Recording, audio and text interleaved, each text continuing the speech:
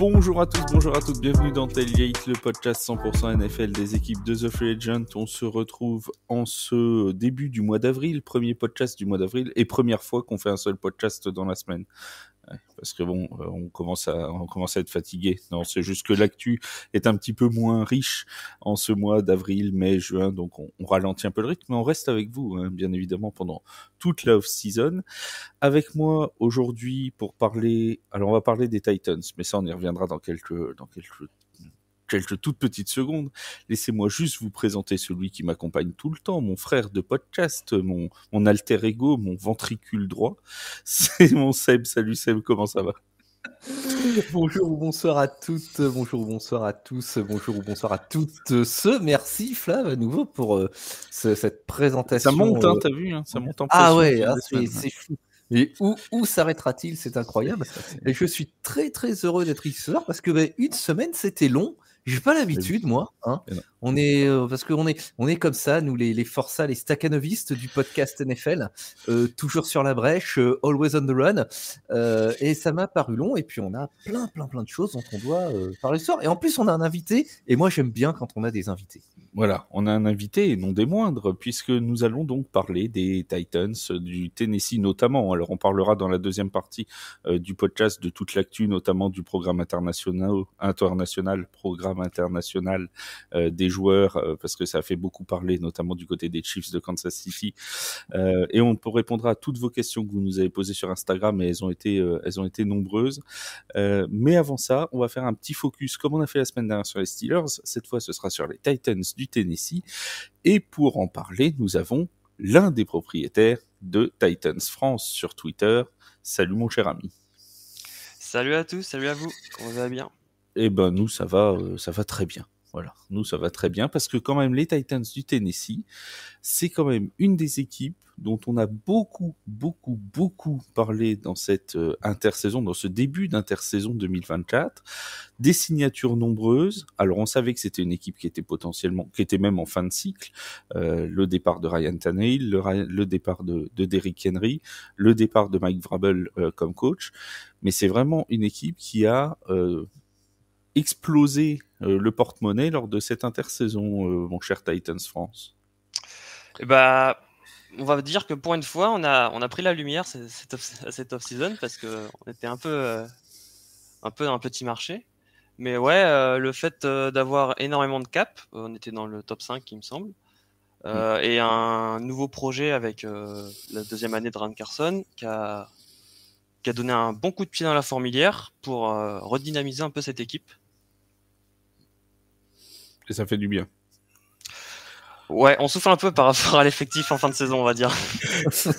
sur le papier, en tout cas, ça s'annonce plutôt pas mal. Alors, parmi les grosses signatures de cette off-season chez les Titans, on a le receveur qui vient de pas très loin, hein, qui vient de Jacksonville, Calvin Ridley.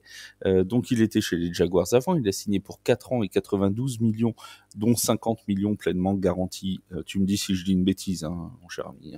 T'hésites pas à m'arrêter. Hein. J'ai les chiffres d'ESPN sous les yeux, mais on sait jamais, ils peuvent raconter n'importe quoi aussi. Donc 4 ans, 92 millions et 50 millions pleinement garantis pour Calvin Ridley. Est-ce que toi, qui le connais plutôt bien, puisqu'il jouait dans la division du côté des Jaguars avant, est-ce que c'est un joueur, un profil qui te plaît dans ton équipe? Alors déjà, je pense que c'est la plus grosse surprise de notre côté sur cette off-season parce que personne s'y attendait. C'est sorti un peu nulle part. Et même pas le general manager qui a dit hier qu'il s'attendait pas à pouvoir signer Ridley. Alors, lui et Callan a annoncé qu'il était plus ou moins sur la liste, mais ils s'attendaient tous qu'il allait re-signer à Jacksonville. Et donc quand l'opportunité s'est faite, en fait, bah ouais, avoir un vrai X receveur comme ils appellent à l'opposé de DeAndre Hopkins va pouvoir énormément libérer Diop. On va avoir un vrai route runner qui va jouer sur le man-to-man et qui va pouvoir libérer de l'espace. Et je pense même que ça va être un grand bénéfice pour Treylon Burks qui va pouvoir repartir dans ses amours de collège dans le slot. Et on espère lancer enfin sa carrière. On a un Calvin Ridley qui aime beaucoup en plus prendre la profondeur, Seb, et ça peut être un profil de receveur qui marche très très bien avec Will Levis.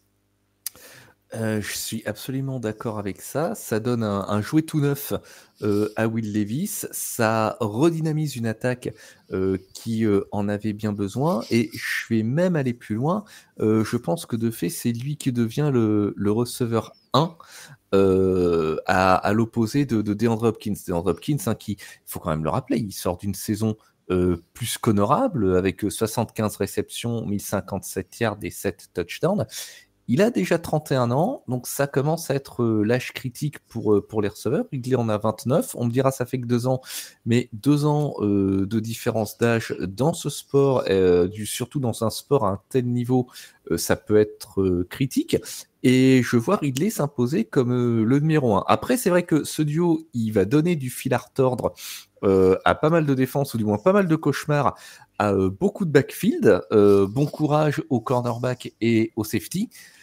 Après, c'est une signature que je ferai. Je suis désolé, cher ami de Titan France, j'ai tendance à faire un petit peu l'avocat du diable. Hein, c'est le rabat-joie, c'est le rabat-joie de service. Voilà, je suis le rabat-joie. Mais moi, je suis le mec pas fun. Je suis le mec qui se couche à 20h30, qui boit pas aux soirées, tout ça. Il manquerait plus qu'il aime les Giants et la coupe serait pleine. Ah non, quand même, non, j'ai ma dignité, monsieur, un petit peu de... Enfin, on va pas commencer avec les gros mots, hein. Les Giants, on en parlera en fin d'émission d'ailleurs, restez avec nous. Un petit mot sur les Giants. C'est dommage de se passer de ça. Bon, plus sérieusement, c'est quand même une signature. De toute façon, quand on signe un receveur sur 4 ans et pour une telle somme, 92 millions de dollars, dont 50 garanties, comme tu l'as rappelé, Flav, il y a des risques qui viennent avec. Et Calvin Ridley, il y a quand même un ou deux. N'oublions pas qu'il a subi 1 an de suspension pour une histoire de Paris. En 2021, il avait pris ses distances avec le football, avait-il annoncé, pour des raisons de santé mentale. Et il a sans doute eu raison de le faire. Et puis, l'année 2020, sa meilleure saison sur le plan professionnel, 90 réceptions, 1374 yards, 9 touchdowns cette année-là. Il a révélé qu'il avait joué avec un pied cassé. Donc, attention à ce que Tennessee pourrait avoir au bout du compte. Je parle pas d'un bust potentiel, mais il va falloir qu'il se montre à la hauteur des espoirs qu'il suscite, et puis surtout du contrat qu'il a signé. Santé mentale fragile et potentiellement santé physique qui peut l'être aussi, c'est ça que tu me dis. Tu résumes parfaitement ma pensée. C'est parfaitement résumé. Voilà, on va demander à Titans. Même si lui dit qu'il a 2 ans de moins dans les jambes, comme il a annoncé à sa conférence de presse, mais ouais, c'est vrai que c'est le gros point noir, c'est que déjà historiquement les gros contrats de receveurs un peu pas receveurs stars, mais enfin si les anciens receveurs stars qui signent chez nous, bah avant Hopkins, ça se compte sur les doigts d'une main un peu ceux qui ont réussi. Malheureusement, alors je veux pas remettre le couteau dans la plaie, mais je vais le faire quand même. Mais je vais le faire quand même. Tennessee a quand même la réputation d'être the club where great receivers go die. Ah oui, on est leur cimetière. Hein. Voilà, c'est un peu le cimetière des... Malheureusement, pardon, je reformule. Le club a la réputation, je vais pas l'établir comme un fait, ça serait quand même un petit peu gros, a la réputation d'être une sorte de cimetière des éléphants des grands receveurs. Mais j'ai tendance à penser quand même que ça tend à changer un peu quand même avec le changement de philosophie, changement de front office, changement de coach, etc. À s'appuyer encore plus sur la passe. Enfin, on verra bien ça, mais c'est vrai que Ridley, c'est pas non plus l'assurance tout risque. De toute façon, j'ai l'impression que en effet, n'importe quel receveur qui est payé 18 millions l'année. Oui, c'est ça. Ouais, c'est ça. 18 millions l'année, je pense qu'il y a un risque sur n'importe quel receveur qui a payé cette somme-là. Donc, ouais, on verra bien. Mais j'ai tendance à y croire. Je pense que le fit est parfait dans ses qualités que sur le terrain. Maintenant, plus qu'à voir l'hors terrain, si ça suit. On a aussi un autre ajout important dans l'attaque des Titans, c'est Tony Pollard, le running back qui vient donc des Cowboys de Dallas. Il a été habitué, Tony Pollard, à jouer aux côtés d'Ezekiel Elliott et même de plus en plus à remplacer Ezekiel Elliott sur le terrain du côté du Texas. Il arrive là pour remplacer Derrick Henry. Peut-on remplacer Derrick Henry? Est-il possible de remplacer Derrick Henry? Déjà, ça c'est la vraie question. Alors, mais voilà, il arrive dans ce rôle-là en tout cas, Titans France. Alors, déjà, il pourra pas le remplacer en termes de carry. Et le coach a déjà annoncé qu'il n'y a pas encore de hiérarchie de running back 1 entre lui et Tyjae Spears. Que ça va se faire au fur et à mesure du camp, qu'il verra avec les joueurs quand ils seront là. Je pense qu'on va revoir un peu un backfield 50-50, un peu comme il avait avec Ezekiel Elliott, même si ça manque un peu de puissance. Mais pour ça, il y aura sûrement... il y a déjà, par exemple, Julius Chestnut en running back 3 actuellement signé, mais on verra, ça peut être plus tard. Mais je pense que ça peut être un backfield assez explosif. On a vu Tony Pollard l'an dernier, il avait mal commencé, il revenait d'une blessure, je ne sais plus exactement où, au pied. Oui, c'était dans le bas du corps, la jambe, le pied, quelque chose comme ça. Et donc ces chiffres, en fait, sur la première moitié étaient pas bons, mais j'ai vu passer ça quelques infos, comme quoi les chiffres sortis sur sa seconde moitié de saison étaient du niveau de la période où il était avec Ezekiel Elliott. Donc si on récupère justement Tony Pollard en pleine santé, couplé à Tyjae Spears, je pense que ça peut être quelque chose d'assez intéressant et en plus très bon pour protéger le quarterback.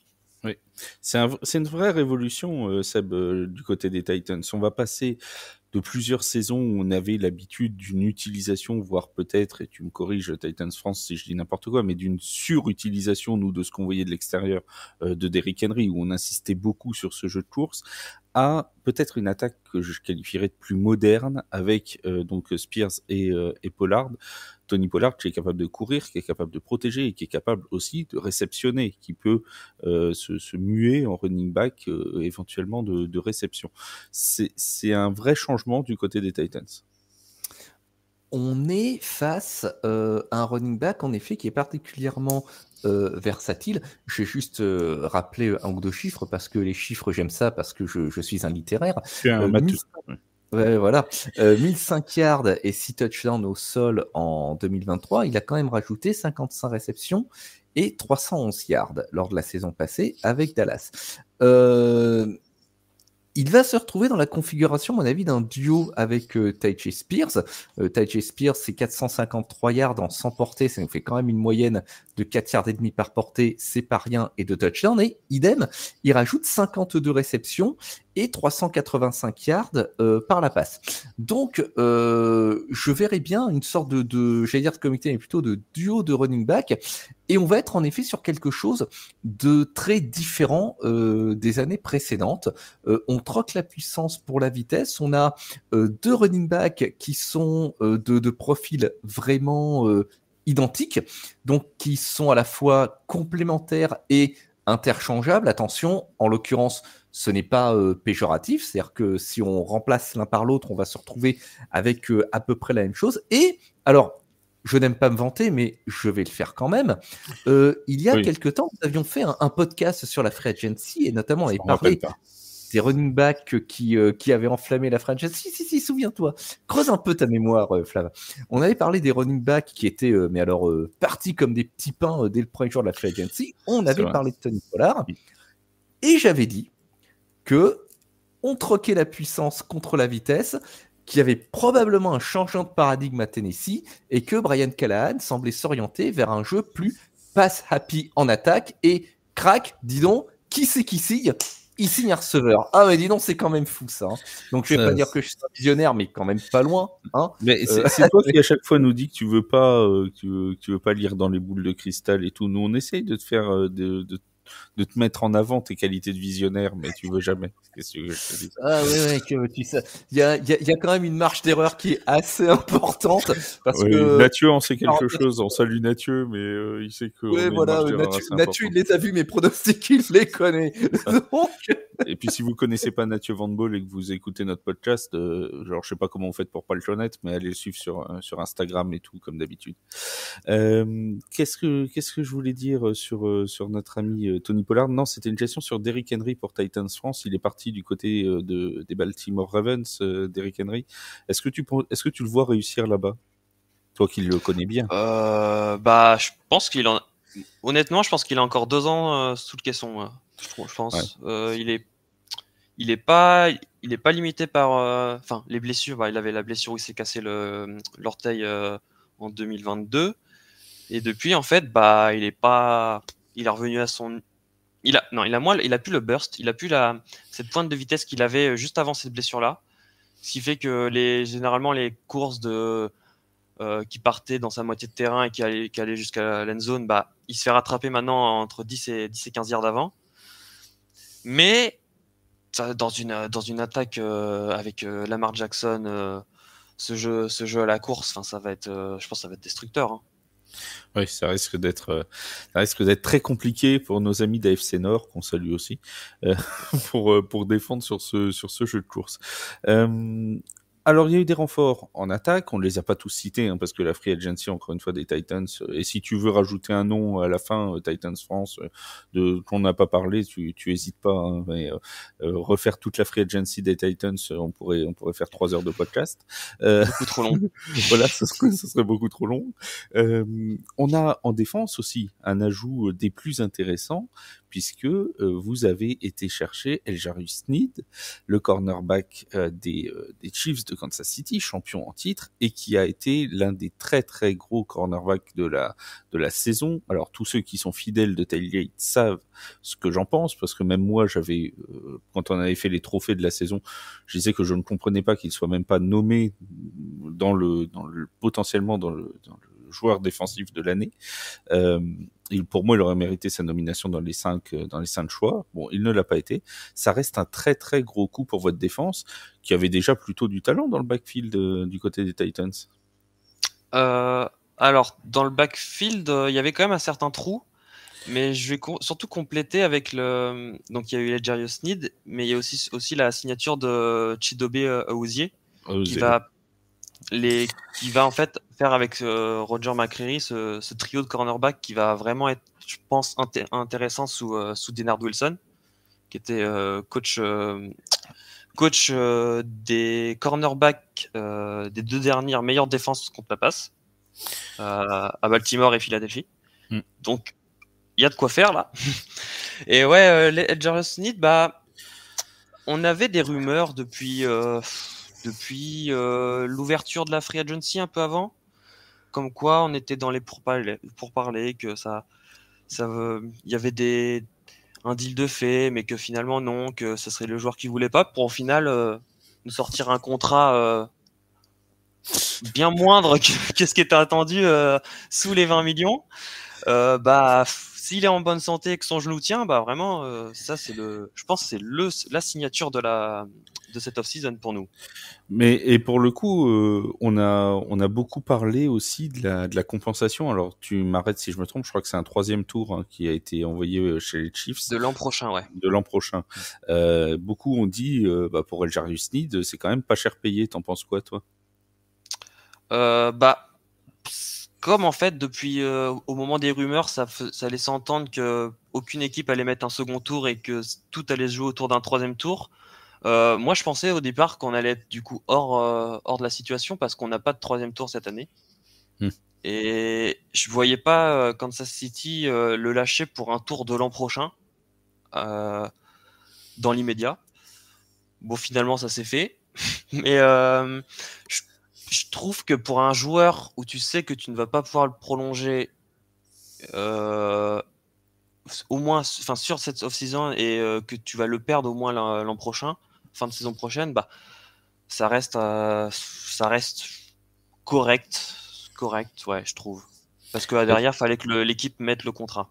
Oui, voilà, c'est ça, c'était ça aussi, et c'était d'après ce qu'on a tous compris, hein, une volonté de la part des Chiefs, de toute façon, de ne pas justement accéder à cette demande. Alors, d'après les rumeurs, encore une fois, qui étaient parvenues au début, Algerius Sneed aurait voulu être le cornerback le mieux payé de la ligue, ce qu'il n'est pas. Hein, il est dans le top 5, quelque Il chose est comme ça. 7e, il me semble. Ou Ouais, 7e, top 7. voilà. Enfin voilà. 6, Il est ouais, dans le c'est- top 10, voilà, c'est sûr, mais il est encore à 2 millions, Mais de 2 millions et demi du mieux payé. Mais il est bon, 2e en garantie, par contre, je crois. voilà, il y avait cette idée-là. Visiblement, lui, il n'a pas obtenu complètement ce qu'il voulait, mais les Chiefs avaient de toute façon pas l'objectif même de le payer au niveau du franchise tag.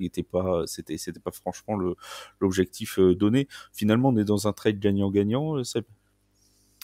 Oui, tu as rappelé ce qui s'est tramé du côté des Chiefs. Effectivement, pas forcément la volonté de le prolonger, pas forcément la volonté de le payer, d'autant qu'ils ont John Pouce dans le backfield du côté de Kansas City, donc le risque est calculé. Et puis le marché des cornerbacks, il est assez volatile, et je pense qu'il y a aussi eu la volonté de ne pas ajouter de l'huile sur le feu inflationniste sur ce poste, sur lequel on sait que les salaires peuvent dégonfler assez rapidement. Donc en fait, il y a une conjoncture d'événements qui ont mené à ce trade dont on peut juger la compensation pas fifou pour Kansas City. Après, Tennessee, de son côté, a fait de Algerius Sneed, pardon, un homme riche.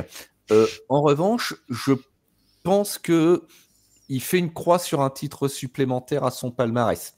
Il a clairement choisi son compte en banque, ce qui est un choix comme un autre quand on est sportif professionnel. Mais je pense que ça va être un petit peu compliqué pour lui de conquérir un autre titre maintenant à son âge. En disant ça, j'ai l'impression qu'on parle d'un grand-père. Mais il faut se rappeler que les années en NFL et dans le sport de très très haut niveau, c'est un peu comme les années de chien, hein, ça compte x5 ou x7. C'est aussi à notre âge, hein, ça compte x5 ou x7, hein, tu sais. Oh là, m'en parlez pas, mon pauvre monsieur. Moi, je suis en petit maintenant. On l'appelle Seb Ikea d'ailleurs au passage. Non mais voilà, c'est vrai qu'après il peut aller gagner un titre avec les Titans. Hein. Et puis, enfin, il en a déjà 2 aussi, des titres. Oui, voilà, il en a déjà, oui, tout à fait. Il en a déjà 2, donc c'est pas forcément pour lui, ce serait pas un accomplissement professionnel prioritaire maintenant. Donc son choix, il a été fait, c'est d'aider à la reconstruction de ce club. Le duo, justement, comme le précisait notre invité de Titan Friends, qu'il va former avec Chibode Awuzie, il va être très intéressant parce que c'est quand même 2 cornerbacks très physiques qui plaquent très dur. Ça va être chouette de regarder ce backfield évoluer la saison prochaine. Ça, c'était pour les joueurs, pour 3 des joueurs majeurs qui ont signé pendant cette intersaison, mais on a aussi un changement en tête du coaching staff, en tête et dans le coaching staff des Titans, avec l'arrivée donc de Brian, oui c'est Brian hein, Callahan, oui. Le nouveau head coach qui remplace donc Mike Vrabel. Toi, tu vois ce changement Titans France d'un bon œil? Alors comme on peut pas non plus voir dans l'avenir si ça va être une réussite ou pas. Si Seb il y arrive, demande à Seb. Bon, si c'est comme la saison dernière, on va pas se non. Je trouve que sur le papier, du coup, c'est un coach qui fit parfaitement la philosophie de jeu que veut mettre Ran Carson. Donc, se passe à PE Offense. Il a dit d'ailleurs que Brian Callahan a annoncé vouloir ressortir son cahier de jeu qu'il avait pour Joe Burrow, pour Will Levis. Donc, vraiment à fond sur la passe, à fond sur la passe sur ses running backs, etc. Je trouve que dans son attitude, dans ce qu'il a amené dans ses conférences de presse, etc., il apporte un vent de fraîcheur en termes de relations à la presse, d'informations lors de l'interview. Franchement, c'est le jour et la nuit avec les 4 dernières années. Même 5, hein. L'attaque on nous dit clairement, en fait, Mike Vrabel. Non, mais moi, j'adore Mike Vrabel, donc Mais c'est un changement de paradigme fou parce que là, on nous dit clairement ce qui se passe en fait dans la franchise. Ouais, et donc, je me dis, il y a de la clarté. Vraiment à fond derrière Brian. Puis en plus, il a ramené Papa Bill, donc on va voir ce que ça va donner, quoi. Brian Callahan, qui a été coordinateur offensif des Bengals de Cincinnati depuis 5 ans, 4 ou 5 ans, 5 ans je crois. Est-ce que Seb, on peut s'attendre à ce que ça fasse un vrai changement et qu'il arrive enfin avec les Titans à démarrer une saison dès la week 1? Oula, comme tu y vas. Non, très sérieusement. Je vais rebondir sur ce qu'a dit notre ami de Titans Friends. À mon avis, effectivement, l'attente envers Callahan, c'est qu'il réussisse à faire avec Will Levis ce qu'il a fait avec Joe Burrow à Cincinnati. Il y a quand même une différence majeure, c'est qu'il n'occupe pas le même poste. Il n'est plus offensive coordinator, il est head coach. Et c'est une toute autre approche du coaching. Il n'est plus vice-président, il est CEO, et il va falloir qu'il apprenne à déléguer beaucoup de choses. Et je l'ai dit à plusieurs reprises, et ce n'est pas faire insulte à ceux à qui c'est arrivé, mais il y a parfois d'excellents assistants qui ne sont tout simplement pas faits pour être head coach parce que ça demande une autre approche de leur métier. Je ne dis pas que c'est le cas de Callahan, il est beaucoup trop tôt pour le savoir, mais cette approche, alors, le changement de paradigme, il semble évident au regard, bien sûr, du travail précédent de Callahan à Cincinnati, au regard du recrutement qu'on vient d'évoquer, qu'il s'agisse des arrivées, mais aussi des départs lors de la free agency. C'est forcément quelque chose qu'on va suivre avec attention puisque l'arrivée d'un nouveau coach, c'est toujours quelque chose qui interpelle. Je demande à voir. Tu parlais de la communication qui était beaucoup plus transparente. Ça, je pense que c'est des choses qui ne vont durer qu'un temps. Ça va dépendre de ce à quoi tourne la saison. Donc, attention à ce que... Après, c'est peut-être une question de génération aussi, non ? C'est possible aussi. Il y a un moment suivant comment les événements... À un moment, le front office reprend aussi la main sur la com. Donc, c'est toujours...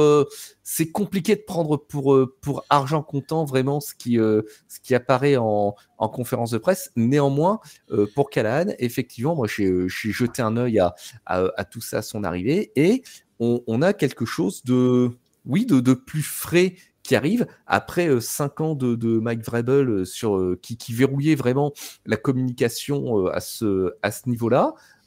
Une fois de plus, c'est un début de cycle. Ça va être une année 1. Là, on est sur une vraie année 1 pour ce club, avec un changement de tête et puis un changement de paradigme au moins offensif.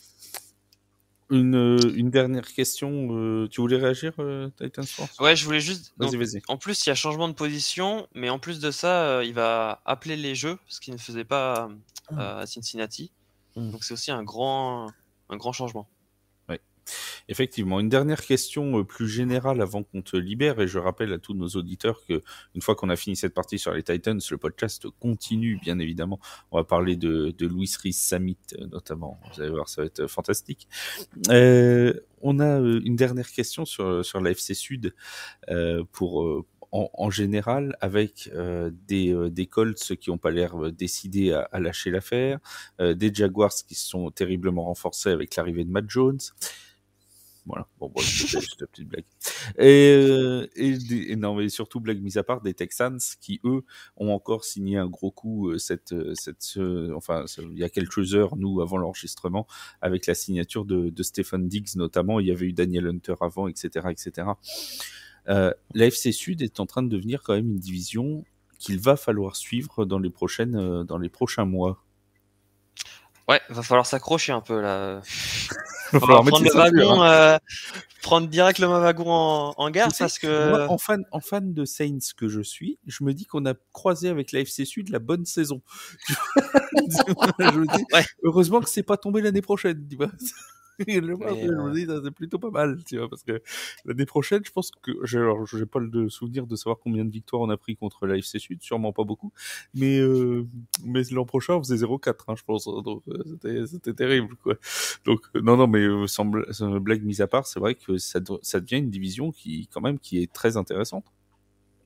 Ouais, et même avec l'annonce là de la série Hard Knocks qui voulait faire sur une division, je mettrais pas ma main coupée, mais il y a peut-être des chances que ça tombe là-dedans, ouais.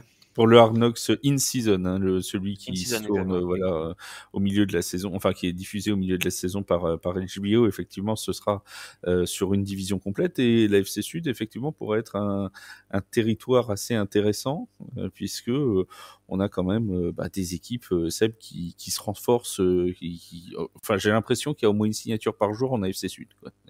C'est complètement fou ce qui est en train de se passer dans cette division.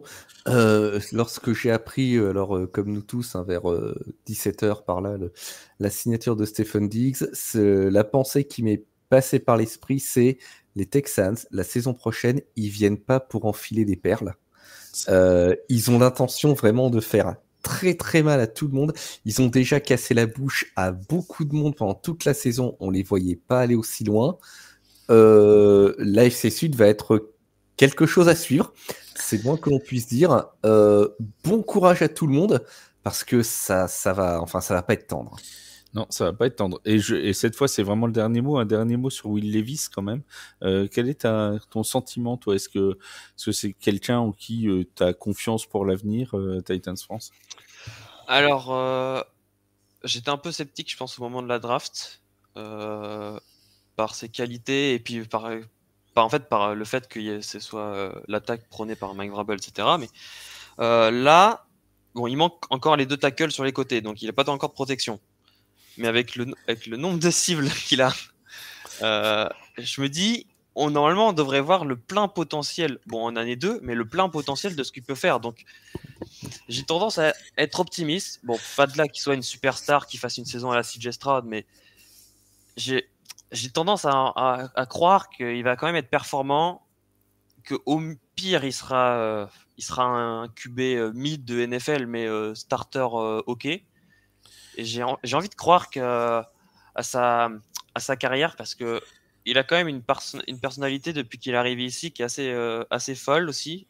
Pareil aussi, qui est assez rafraîchissant, donc j'ai envie d'y croire. Il paraît qu'il demande à chaque fois, j'ai lu ça il y a 2 jours dans la presse du côté de Tennessee, d'ailleurs c'était dans un journal local, apparemment Will Levis fait partie du comité d'accueil pour tous les nouveaux joueurs de la franchise, c'est lui qui demande les numéros de téléphone et tout pour accueillir les nouveaux, apparemment. Le GM a annoncé qu'en fait, au moment des signatures, il appelait, je sais plus si c'est en premier Missemi, la propriétaire, puis ensuite après Brian Callahan, puis après il appelait Will Levis.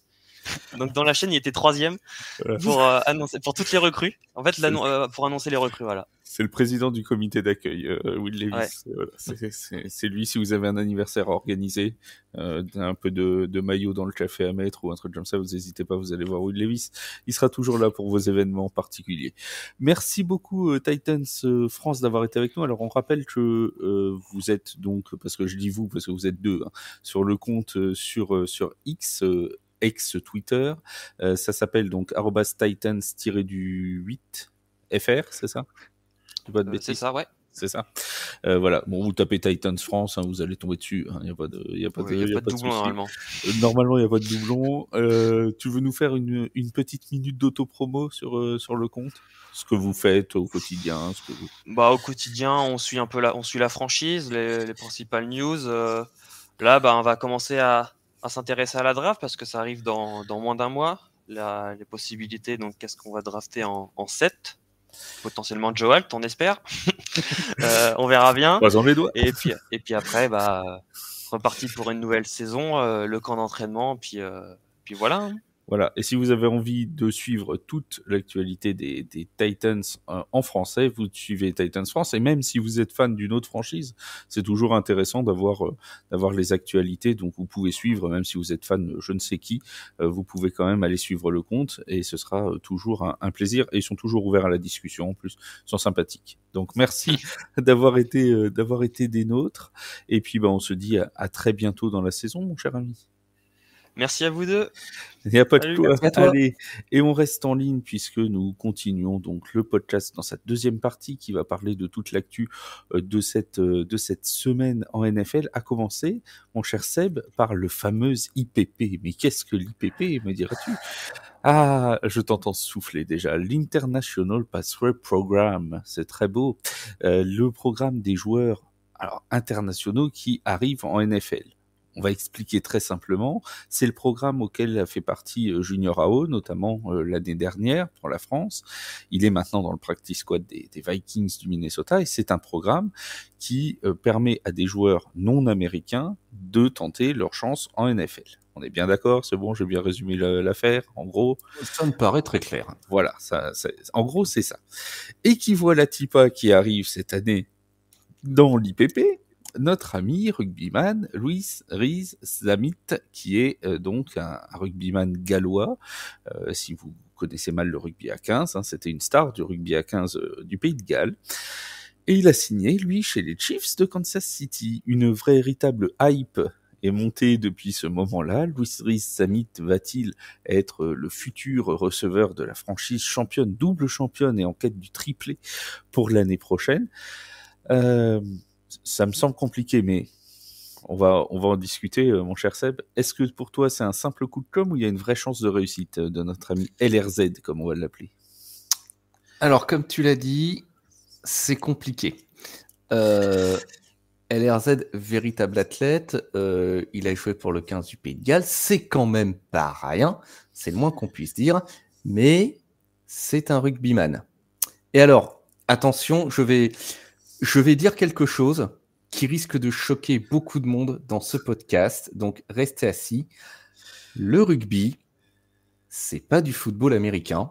Et le football américain, c'est pas du rugby. Oui, je sais, moi j'hésite pas, je suis comme ça, je suis un artiste engagé. N'hésite pas à casser les codes. Ah, mais je casse les codes, moi, rien ne m'arrête. Non, plus sérieusement, ce n'est pas parce que, a priori, dans les deux cas, on a un sport avec un ballon ovale sur lequel on court sur un terrain en herbe. Ce n'est pas parce que ce sont des sports qui sont cousins germains que pour autant la transition est naturelle. Et au risque de briser le petit cœur de beaucoup de monde, et pas seulement des fans des Chiefs, notre ami Louis Rhys-Zamit, si déjà il fait le practice squad, eh ben ce sera pas mal. Donc quand je vois ici ou là des personnes qui tirent des plans sur la comète, sur quel poste il va échouer, qu'est-ce qu'il va faire, où est-ce qu'on va l'aligner, combien de downs et de trucs et de machin, on n'y est même pas. Je pense qu'il y a beaucoup d'observateurs qui ne se rendent pas compte de la distance qu'il y a à parcourir. Et là aussi, pour couper court à toute polémique, je dirais la même chose si du jour au lendemain, Derrick Henry décidait de jouer pour une équipe de rugby du top 14. Je dirais qu'il n'est pas sorti des ronces. Hein. Attention, la transition entre les deux sports, elle est compliquée, d'autant que là, on ne parle pas de jouer en championnat régional ou de district ou que sais-je, on parle de la NFL, on parle du plus haut niveau dans la discipline et on parle d'athlètes qui sont tous des supermen et qui en plus ont l'expérience et le bagage tactique d'un sport qu'ils pratiquent pour certains depuis quasiment l'âge où ils savent marcher. Notre ami Louis Rhys-Zamit, c'est un superman, c'est un excellent athlète, c'est un formidable athlète, mais c'est pas un footballeur américain. Et il y a eu plein d'exemples par le passé, et je pense que c'est un très très beau coup de com' pour la NFL à l'international et envers l'Europe en particulier. Mais pour le reste, on va se calmer. C'est pas demain qui foule une pelouse de NFL avec l'uniforme sur le dos. Alors, on va rappeler qu'il a signé quand même un contrat en tant que... Alors, il va falloir attendre le camp d'entraînement, mais ce serait sur une position de receveur running back pour Reese Samit, avec possiblement aussi une idée pour l'aligner en tant que retourneur de coups de pied, notamment avec la nouvelle forme de kick-off. Bon. Il va falloir aussi garder à l'esprit que les joueurs qui sont issus de l'IPP ont une place bonus au sein du practice squad. C'est-à-dire que quand vous coupez les joueurs pour ramener l'effectif, que vous passez en gros de 90 à 53 noms avant la saison, vous avez une place bonus dans votre practice squad qui est réservée pour les joueurs de l'IPP. J'ai envie de dire, il y a presque aucun intérêt, entre guillemets, sauf si vraiment ils sont sûrs que le joueur jouera, etc., etc. Il y a très peu d'intérêt à l'intégrer tout de suite dans l'effectif actif. On est bien d'accord, Seb? Je dis pas de bêtises. Absolument, d'autant que, comme tu l'as rappelé, un roster, c'est 53 joueurs, et ça peut paraître beaucoup, mais on a déjà eu ce débat, 53 joueurs, mine de rien, ça fait pas grand-chose. Je rappelle qu'on a 11 titulaires attaque, 11 titulaires défense, ça fait déjà 22. On va admettre que sur ces 11 postes, ils sont tous doublés, c'est-à-dire que chacun a un remplaçant, ça fait 44. On ajoute un punter, un kicker, ça fait 46. Un long snapper, ça fait 47. Ça laisse pas beaucoup de place. Des fois un retourneur spécial de coup de pied. Des fois un retourneur spécial de coup de pied, ça fait 48, ça laisse 5 places. Ces 5 places-là, elles sont chères. Alors, est-ce qu'on prend quelqu'un qui a le potentiel peut-être pour être un bon running back, ou est-ce que tu prends ton troisième quarterback parce que tu te dis qu'il y a une chance que les deux autres se fassent décapiter à un moment ou à un autre pendant le match? Tout ça, c'est un débat. Après, ce qu'il a pour lui, néanmoins, Louis Rees-Zammit, c'est qu'il est jeune. Il a 23 ans. Ça lui laisse un petit peu d'espoir de ce côté-là. Il serait arrivé à 28 ans, j'aurais été sans aucune nuance, pour peu que j'ai été nuancé dans mon argumentaire précédent, ce dont je suis pas très sûr, mais j'aurais dit non, c'est mort. Après, c'est vrai qu'il il va bénéficier de cette disposition qui donne cette place bonus, disposition dont a bénéficié d'ailleurs Junior Ao, hein, c'est au Vikings, qui n'a pas quitté, aux Vikings, qui n'a pas quitté le practice squad de toute la, qui n'a pas quitté le practice squad toute l'année. On salue Junior Ao, hein, qui fait, on est très fiers d'avoir notre petit Français en NFL. D'autant que Junior Ao, c'est un footballeur. C'est quelqu'un qui a joué en France et ailleurs au football américain, qui a fait du college. Alors ça aussi, le college, c'est un autre point sur lequel je vais revenir un petit peu plus loin dans mon argumentaire, et qui, quoi qu'il arrive, va repartir de cette aventure avec un bagage plus que positif pour la suite de sa carrière d'athlète, que ce soit aux États-Unis, en France ou ailleurs en Europe. Si d'aventure ça devait mal se passer professionnellement, j'entends, pour Louis Rees-Zammit, je suis pas sûr qu'il veuille perdurer dans le football dans une autre ligue pro américaine ou en Europe. Et je parlais du collège, autre chose, le monde du football pro aux États-Unis est très conservateur. On n'est pas en NBA, et quelqu'un qui n'est pas passé par leur système de formation, c'est-à-dire la NCAA, il regarde ça un petit peu avec l'œil en coin, ça leur plaît pas trop. On est bien d'accord, et ça c'est pour calmer toute polémique naissante sur TikTok, sur Twitter ou sur Facebook. Il n'y a rien, mais alors absolument aucun rapport avec le fait qu'il ait signé chez les Chiefs de Kansas City. Il aurait signé chez les Browns de Cleveland, chez les Saints de la Nouvelle-Orléans ou chez n'importe quelle autre équipe de NFL, on aurait dit la même chose. On est bien d'accord. Hein. Le problème, c'est le passage d'un sport, le rugby, à la NFL. Le problème n'est pas le passage du rugby aux Chiefs de Kansas City. Encore une fois, il aurait signé dans n'importe quelle des 32 franchises, le discours aurait été le même. Ça n'a rien à voir parce qu'on nous taxe très souvent d'être anti-Chiefs, ce qui en plus est totalement faux. Bien d'accord, il n'y a pas un seul anti-Chiefs, et je pense que les Chiefs ont eu la parole sur notre antenne comme n'importe quelle autre franchise, et qu'on les a accueillis. Je pense pas que Hugo ou autres se plaignent de comment ils ont été accueillis, et on les salue d'ailleurs au passage. C'est voilà, il y a le fait est qu'il est signé chez les Chiefs, donc on en parle. Qu'est-ce que je vous dis, c'est pas de notre faute s'il est signé chez les Chiefs, c'est pas nous qui avons signé le contrat. Tu as raison de le préciser, rien à voir avec le club dans lequel il a signé, rien à voir avec le fait que ce soit un rugbyman, rien à voir avec le fait que ce soit un rugbyman gallois. Je veux dire, moi je suis pas un spécialiste de rugby, mais juste sans aller plus loin, moi, dans ma vie professionnelle, j'ai travaillé pour un club de rugby, donc on ne pourra pas me taxer d'avoir un a priori sur cette discipline. Non, moi ce qui me fait plus réagir, c'est l'espèce de hype qu'il y a autour, en particulier dans les médias français, qui me laisse à penser que personne ne réalise à quel point la marche est haute.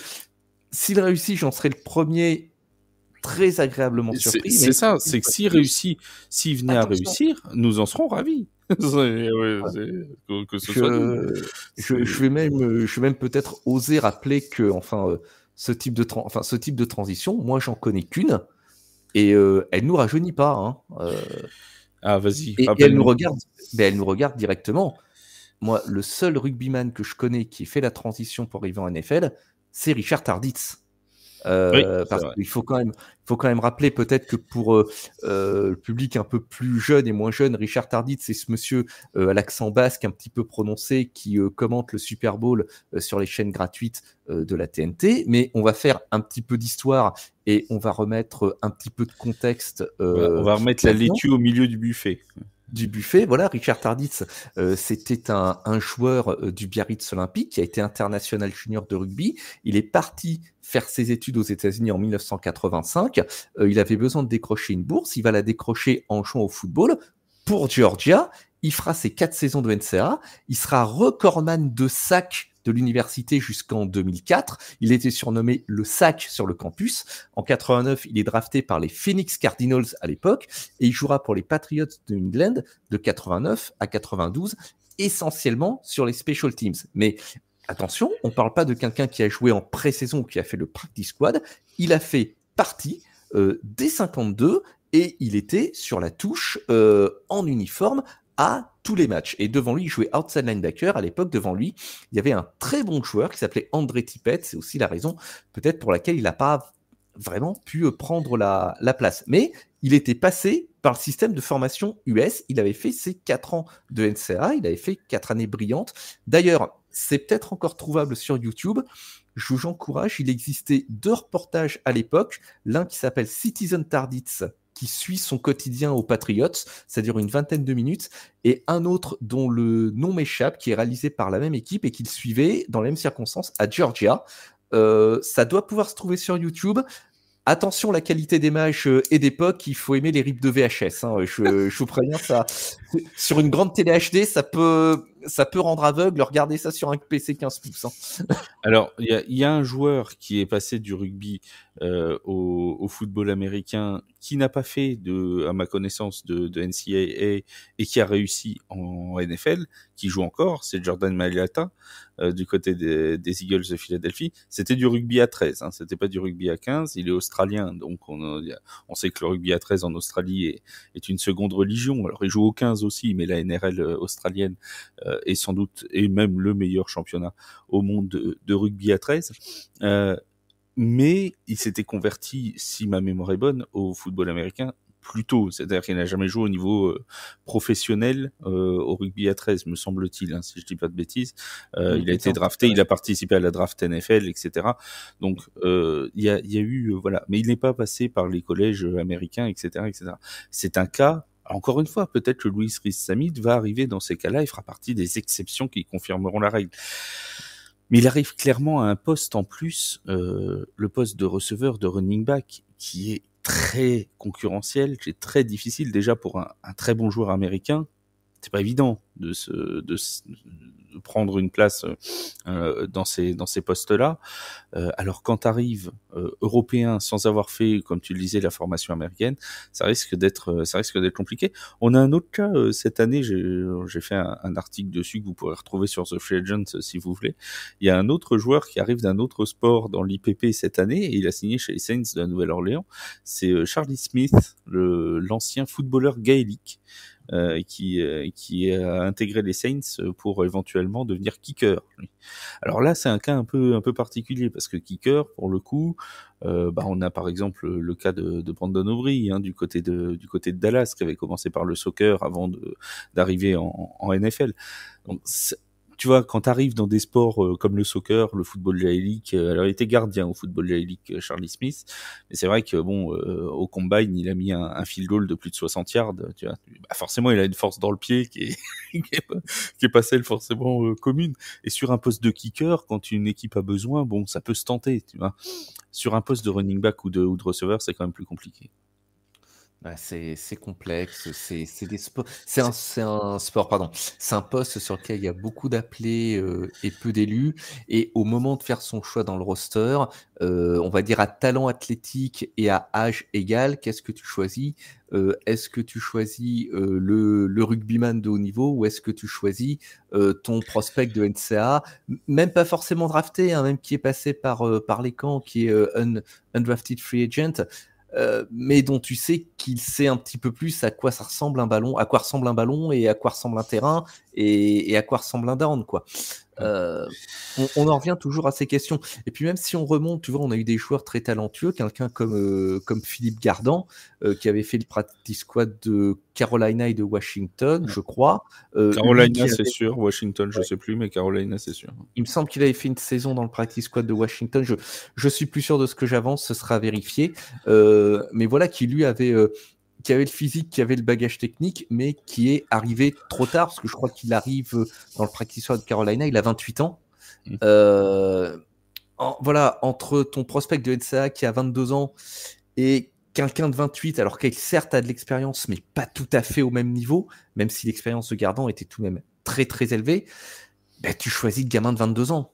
Oui, c'est clair. Et il y a d'autres joueurs, alors ça là on va parler aux plus anciens, à notre génération, il y a d'autres joueurs de rugby qui avaient eu des touches soi-disant avec la NFL, notamment John Alomou. Qui avait parlé. Il y avait une hype aussi. Il y avait une hype de John Alomou aux Cowboys de Dallas, si ma mémoire est bonne à l'époque. Oui, c'est ça. Alors après, je crois qu'il se trouve que c'était en fait l'agent de Lomou qui essayait avait monté de faire en épingle l'affaire. Voilà, qui avait monté l'affaire en épingle pour faire monter les enchères avec son club dans le Super 12, je crois, ou quelque chose comme ça. C'est très lointain, donc j'ai vraiment des souvenirs de vieux de ça, mais je me souviens de cette hype, oui. Ouais. Bon, alors là, pour le coup, la différence entre John Alomou et Louis Rees-Zammit, c'est que notre ami gallois, lui, a signé dans une franchise NFL, ce qui n'était pas le cas, évidemment, du joueur néo-zélandais. Voilà pour le petit passage par l'IPP. On va maintenant, avant de refermer l'émission, prendre les questions qui nous ont été posées sur Twitter et sur Discord, car oui, c'est le moment où je vous parle un petit peu aussi d'un Discord qui a été ouvert, un Discord de The Free Agent, qui est ouvert à tout le monde, où vous pouvez venir discuter avec nous. Alors nous, en tant que rédacteurs ou que podcasters, nous sommes aussi la plupart présents. Seb y est, moi j'y suis, Charles y est. Vous retrouvez la team NBA avec Chris, avec Yaya, avec tous ceux qui font le podcast N1, qu'on vous encourage d'ailleurs à écouter. Le podcast First Speech aussi. Bref, tout ça c'est sur le Discord et on accueille tous ceux de la communauté qui ont envie de parler sport avec nous, NFL, NBA, NHL, bref. Voilà, vous venez discuter dans la bonne humeur, ça se passe plutôt bien. On est déjà une petite centaine, ça a été lancé il y a 24 heures, on est une petite centaine de membres déjà dans le Discord. Ça se passe très bien, tout le monde discute, tout le monde est content, tout va bien. Si vous voulez nous rejoindre, n'hésitez pas, le lien est disponible en bio. Alors je pense qu'il est sur Twitter, il doit être aussi sur Instagram. Vous allez sur la page The Free Agent, Instagram ou Twitter et vous avez le lien du Discord en bio. N'hésitez pas à nous rejoindre. Et puis justement, on profite d'avoir un Discord actif pour demander aux personnes de ce Discord s'ils ont des questions à poser dans Tailgate. Alors on en a eu quelques-unes, on en a eu aussi sur Instagram. La première de ces questions, ça va te faire plaisir, c'est sur les Giants, mon cher Seb. Les Giants ont-ils réussi leur free agency? On salue tous nos amis Giants de la rédaction, Bertrand, Yaya, Charles. Est-ce que les Giants ont réussi leur free agency? C'est une question que je trouve intéressante. Vraiment, une fois, je vais pas me moquer des Giants. Mais c'est pas la mienne. C'est pas non plus ce que je sous-entends, et tu me confonds avec Arthur là. Ils ont une prise qui est très intéressante, pardon. C'est le linebacker Brian Burns qui signe pour 5 ans et 150 millions de dollars, qui vient de Carolina. 38,5 sacs en carrière. Il pourrait faire un duo intéressant avec Kayvon Thibodeau sur le pass rush. Et c'est aussi intéressant dans le sens où ça donne une idée de l'orientation que veulent prendre les Giants, parce que c'est sans doute pour lui faire de la place que New York a laissé partir Saquon Barkley et Xavier McKinney. Donc ça veut dire que le general manager, Joe Schoen, il a préféré investir dans le pass rush que dans le jeu au sol ou dans un safety. Il a jugé que c'était, en l'occurrence, secondaire. Là où je lève un petit peu un sourcil, c'est que 150 Tant que c'est le sourcil, millions... ça va. Oui, on s'arrête au sourcil. 150 millions pour 8,5 sacs la saison passée, c'est peut-être un peu cher payé. Néanmoins, il a un pass C'est pas le genre de la rush, franchise. Non, ça se saurait si on surpayait les quarterbacks. Mais après, pour tempérer un peu ça, il a quand même un pass rush win rate de 21,6%. C'est-à-dire que plus de 20% des fois où il rush, il bat le schéma de bloc ou son vis-à-vis. Ça le place dans le top 10 de la ligue. Ça le place 9e pour être plus exact. Donc, ajout intéressant. Il y a l'arrivée de Devin Singletary également. Qui a couru 800 yards lors de ses 3 dernières saisons.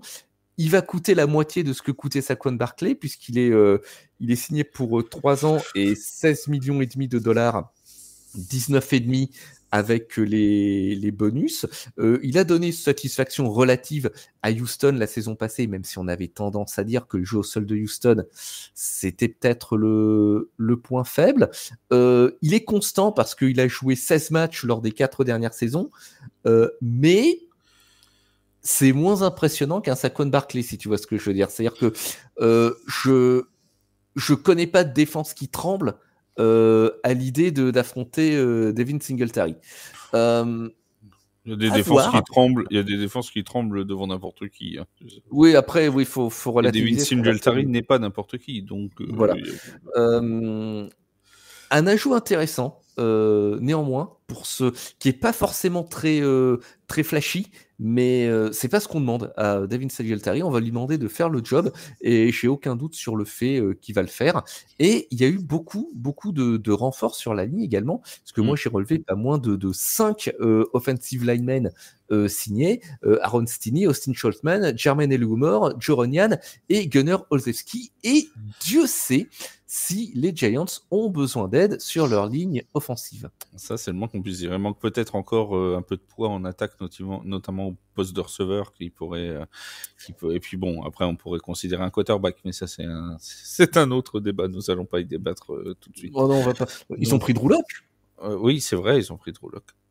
Pris Drew Lock. Et c'est là-dessus qu'on arrête de parler des Giants. Alors, on a une autre question Instagram sur le poste auquel jouera Louis Rees-Samit. On en a parlé juste avant, donc il a signé pour être running back ou receveur. C'était une question de Quentin que l'on salue. Jeff qui nous demande des questions sur la draft. Tiens, quel quarterback pour Denver? Est-ce qu'ils vont aller signer Tannehill? Est-ce qu'ils prennent un rookie au pick 12? Ou j'ai envie de rajouter à sa question, ou est-ce qu'il trade up, comme l'a dit Sean Payton? Alors, c'est quand même une question qu'on s'est déjà posée en interne. Alors, la question qu'on s'est posée en interne, c'est vont-ils faire la saison avec Jarrett Stidham? C'était ça la question. Voilà. Alors, je vais reprendre ce que je disais. Je dois dire que je me suis pas trop repenché sur le problème depuis la fois où on en a parlé. Mel Kiper d'ESPN disait il y a 2 semaines de ça à peu près que l'idée d'y aller avec Stidham, étonnamment, ils étaient pas contre, mais que ils pourraient aussi targeter Bonix d'Oregon avec leur 12e choix. Trade up, c'est toujours un petit peu périlleux parce que on va admettre qu'il vise un choix dans les top 5. Moi, je suis pas sûr. Quand je regarde les équipes qui sont dans le top 5 et qui ont toutes des besoins vraiment criants sur certains postes et sur certains postes critiques, je suis pas sûr qu'il y en ait une qui soit prête à le lâcher. Même top 6, je ne vois pas les Giants lâcher leur sixième choix. Parce qu'on sait qu'ils visent JJ McCarthy, le quarterback de Michigan. Je les vois pas lâcher leur sixième choix pour attendre encore une année pour aller chercher un quarterback. La free agency étant ce qu'elle est là maintenant, à l'heure où on parle en matière de quarterback, ça serait pas forcément pour eux la solution idéale. Trade-up, c'est toujours un coup de poker. Ce serait intéressant qu'ils le fassent parce que ça donnerait beaucoup d'indices à la fois sur la direction vers laquelle Denver veut évoluer, mais également la direction que souhaite prendre le ou les clubs, parce qu'il peut y avoir plusieurs clubs investis dans ce type de schéma, que ces clubs-là souhaitent prendre également. Mais là, à moins qu'il y ait un coup de théâtre, scénario hautement improbable pour moi. Moi, je t'avoue que je sens bien l'idée d'une tentative de trade-up des Broncos. Si ça ne réussit pas, et qu'ils n'ont pas le quarterback qu'ils voulaient, l'option Tannehill me semble pas complètement délirante, très honnêtement. Après la draft, tu vois, s'ils n'ont pas obtenu ce qu'ils voulaient, je la balayerai pas, cette option Ryan Tannehill. Non, mais l'option Ryan Tannehill, moi je ne la balaye absolument pas, quel que soit le club, parce que c'est un joueur qui peut encore rendre des services, même comme backup. Et il y aura forcément des déçus au niveau de la draft, au niveau des quarterbacks, vu le nombre d'équipes. Parce qu'on parle très peu des Raiders aussi. Mais aussi, ils sont dans une situation où, limite, toutes les équipes avec un besoin de quarterback ont envie d'être dans le top 5, sauf que il y a au moins 7 équipes qui ont besoin de quarterback. Donc, bon, voilà. Les Raiders, on sait qu'ils ont un petit peu à la tête, eux aussi, de viser Bo Nix, parce que il a un passé avec le head coach actuel des Raiders, avec Pierce. Non, Pierce, t'as raison. Avec Antonio Pierce. Donc, c'est une connexion qui pourrait se faire. Après, voilà, ils sont les Raiders, ils ont le 13e choix. Juste après les Broncos. Et voilà, juste après les Broncos, c'est peut-être un peu loin. Et bon, eux, ils pourraient peut-être, par contre, tu vois, s'ils visent vraiment Bonix, ils pourraient peut-être tenter juste de monter en top 10, tu vois, d'échanger, tu vois. Mais je pense qu'il se pose encore beaucoup de questions autour de Hayden O'Connell. Nous aussi, on s'en pose aussi. Oui, c'est pas les Raiders. Ouais. c'est pas les seuls. Alors, une question d'Alban. Alors, je suppose que c'est le Alban qu'on avait avec nous avant chez TFA, qui était stagiaire chez nous. Donc, si c'est lui, on le salue. Alban qui nous dit, donc, les Broncos doivent-ils trader pour être top 5 à la draft et prendre un QB? Mais en plus des Broncos, donc, auxquels tu viens de répondre, les Vikings doivent-ils le faire aussi? Alors, en précisant que les Vikings, il y a un article hier d'ESPN qui est sorti, qu'on a relayé sur The Free Agent, qui disait que potentiellement une des options qui serait envisagée par O'Connell et par le general manager des Vikings, ce serait de renforcer l'équipe avec les 2 choix de draft de premier tour qu'ils ont cette année, de ne pas prendre de quarterback, si ce n'est dans les tours suivants pour un backup à Sam Darnold, de faire la saison 2024 avec Sam Darnold et d'attendre d'avoir, de par le classement, un bon spot pour 2025. Ouais, ça attendre un an. Ce que tu me décris là quand même. Bah, c'est en gros, et puis ça revient à dire qu'on flingue la saison 2024 parce que tu dis d'emblée que tu veux un des top 3 des choix de la draft prochaine. Donc ça veut dire en gros c'est du tanking non déguisé, quoi. Et après, est-ce que tu sacrifies tes 2 choix de premier tour, même si c'est du milieu bas de tableau contre, c'est quand même un trade-up qui pourrait coûter cher, là aussi. Bah, oui. Et puis après, faut pas oublier aussi que s'ils disent, en gros, on plante la saison 2024 pour attendre 2025, il y a un mec qui va peut-être pas attendre 2025, c'est Justin Jefferson. Ah, mais complètement. Parce que lui, tu lui as quand même vendu qu'on allait lui ramener Kirk Cousins, il se retrouve avec Sam Darnold. Maintenant, tu lui annonces que ils vont jouer la 32e place de la saison régulière.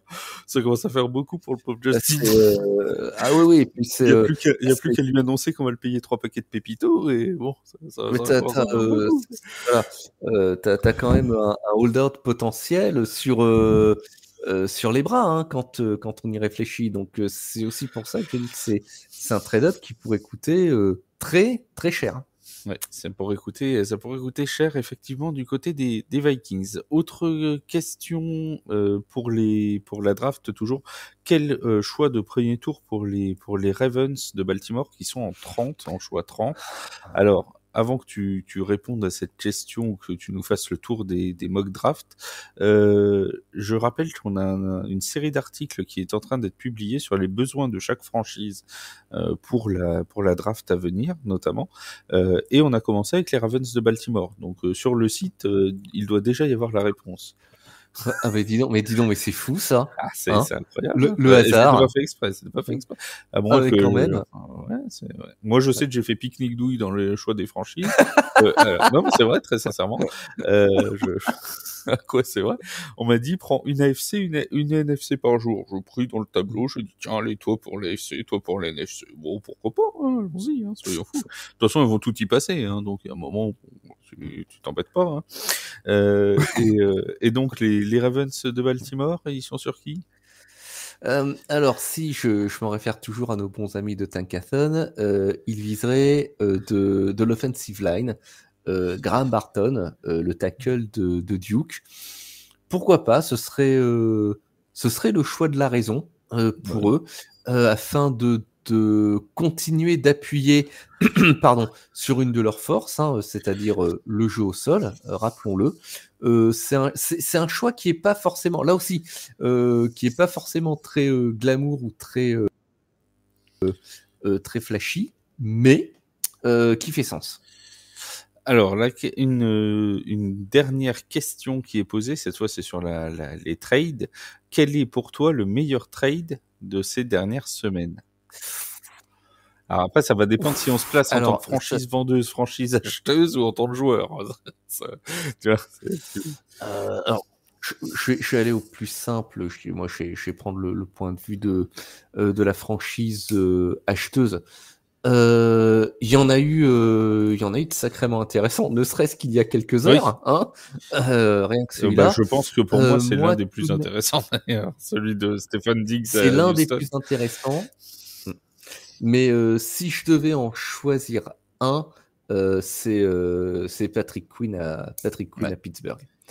Là, très très très joli coup de la part des Steelers, une fois de plus, récupérer un des meilleurs, peut-être même le meilleur inside linebacker actuel, c'est déjà fort, mais en plus, comme je l'ai déjà dit, le piquer aux concurrents d'en face, alors là, chapeau, c'est du grand art. Moi, je suis très impatient de le voir évoluer sous les couleurs de Pittsburgh, mais effectivement, il y en a eu plein de très intéressants. Il y a eu Stefon Diggs, il y a eu Daniel Jarius Sneed, dont on a parlé. Il y a eu Jarius Sneed, voilà. Bon. On me demande de choisir Fields, mine de rien aussi. Moi, il y a eu Justin Fields, oui, qui est intéressant vu la compensation qui est donnée. Plein de raisons. Mais on me demande d'en choisir un. Moi, je vais vers Patrick Queen de Baltimore. Très bien, parce que toi, tu réponds aux questions, alors que je sais que Bertrand, s'il avait été là, et on le salue, il peut pas être avec nous, mais on pense très fort à lui. S'il avait été là, je sais ou Vince, c'est pareil, il nous aurait fait une réponse de politicien. Il nous aurait dit, alors, en fait, c'est compliqué, donc et il nous aurait donné 50 choix, comme d'habitude. Ça n'aurait pas changé. Au moins, toi, Seb, tu vas droit au but, comme diraient les Marseillais. Et tu te rends compte que ces gens-là, en plus, osent me reprocher la même chose. C'est des gens qui n'ont quand il s'agit de parler des résultats des franchises. Alors, on avait 2 autres questions sur Instagram, je vais les citer parce que sinon on va dire oui, on a choisi les questions. On n'a rien choisi du tout, donc on prend tout le monde.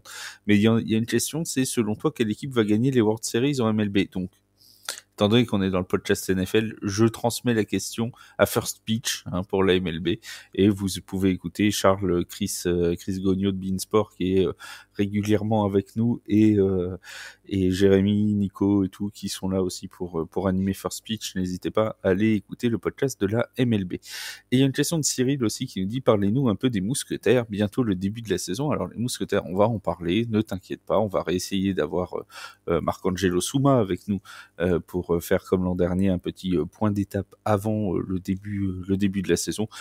Les Mousquetaires se renforcent très très bien. On attend une très très belle saison du côté de Paris. Si vous n'avez pas pris vos abonnements, il y a les places à l'unité qui vont bientôt être mises en vente. N'hésitez pas à aller à Jean-Bouin. C'est pensé pour que ça ne tombe pas pendant la période olympique. Je vous le dis tout de suite.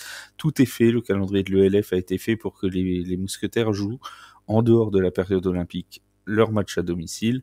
Donc de toute façon, vous pourrez accéder à Jean-Bouin sans trop de difficultés et peut-être avec un métro à moins de 4 €, ce qui n'est pas la moindre des qualités. Donc n'hésitez pas à prendre vos billets pour les Mousquetaires. Et effectivement, on attend une très très très très belle saison. Ça s'est renforcé défensivement, offensivement. Bref, on a Anthony Mangou notamment qui a signé. On a vraiment du renfort de tous les côtés, que ce soit dans la ligne, dans la course, dans le jeu de passe, dans la défense. Bref, ça va être une saison de dingue, et bien évidemment sur TF1 on vous parlera de cette saison des Mousquetaires de Paris qui, je le rappelle, est à suivre sur les antennes de beIN Sport pour cette saison 2024. Mon cher Seb, merci beaucoup pour ta présence. On va normalement la semaine prochaine. On a fait les Steelers il y a 2 semaines, on a fait les Titans cette semaine. On va normalement parler des Texans de Houston avec des invités la semaine prochaine, puisque les Texans ont donc signé Stefon Diggs, entre autres, puisque ça c'est le dernier nom d'une longue liste depuis 3 semaines du côté de Houston. On va parler de cette véritable hype qui se diffuse du côté de Houston. On l'avait un peu senti que ça allait être une des franchises qui allait attirer dans cette off-season. Tu nous l'avais dit, Seb. Bon, là-dessus, il faut bien reconnaître qu'on s'est pas trompé. Effectivement, les Texans attirent des grands noms et commencent à se faire une équipe qui pourrait être diablement sérieuse pour la saison 2024 si tout se goupille bien en AFC Sud et même dans l'AFC en général pour les Texans. Voilà, ça ce sera pour le programme de la semaine prochaine. Évidemment, on viendra aussi sur toute l'actu de la semaine. D'ici là, on vous souhaite à tous une excellente semaine avec du foot US et plein d'autres choses dans votre vie. Et on se dit à très vite sur les antennes de TF1. Salut tout le monde. Ciao, bye.